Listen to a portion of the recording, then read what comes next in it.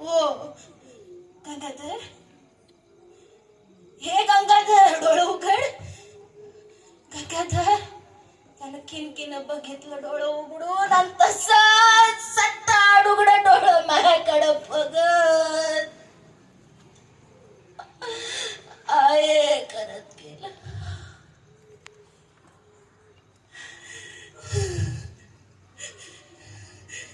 गंगाधर तुम्हाला हाक मारली ना रे, आली ना मी. गंगाधर उठ उठ. गंगाधर भूक लागली मला, भूक लागली. गंगाधर उठ, आली आहे मी, उठ.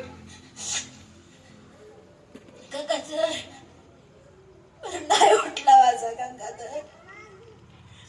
त्याचे डोळे बघितले तर मला भ्या वाटायला लागलं.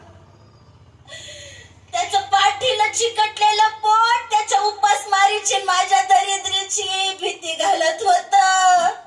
त्याच्या परगड्या बहिणींनो भावांनो निवळ मोजून घ्याव्या अशा दिसत होत्या. गंगाधर उठ. नको जाऊस रे मला सोडून. गंगाधर तू तरी थांब. गंगाधर पण नाही उठला माझं पोर. सोडून गेलं मला तसाच, आईवानी बापावानी हिंदू रमेशवानी.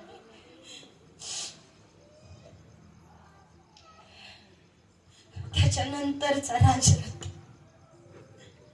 माझं एक ठीक होतं व मला मृत्यू बघायची सवय होती.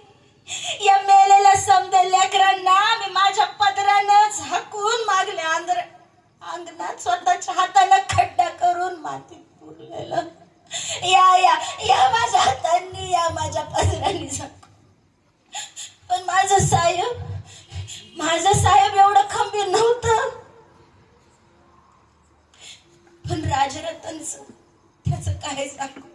साहेबांचा त्याच्यावर लय जीव होता. लोक लय लाड करायची, साहेब त्याचा लय लाड करायचे. सगळे त्याला धाकलं छोट साहेब म्हणायचं, सगळं त्यांच्यासारखं. साहेब त्याला खाऊ घालायचं, खेळवायचं, बाकीच्या लेकरांचं काही करायला भेटलं नाही म्हणून त्याच्याकडे लक्ष द्यायचं, त्याला शिकवायचं. हा माझ्यासारखा पराक्रमी होणार असं साहेब म्हणायचं.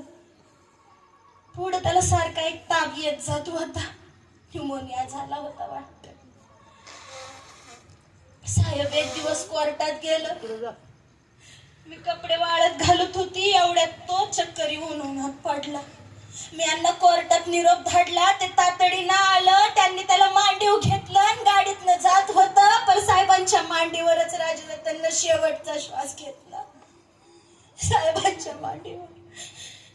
साहेबांना तर खरंच वाटना ही गोष्ट, राजरतन गेलाय. त्यांना खरंच वाटना. साहेबांचं विश्वासच बसना.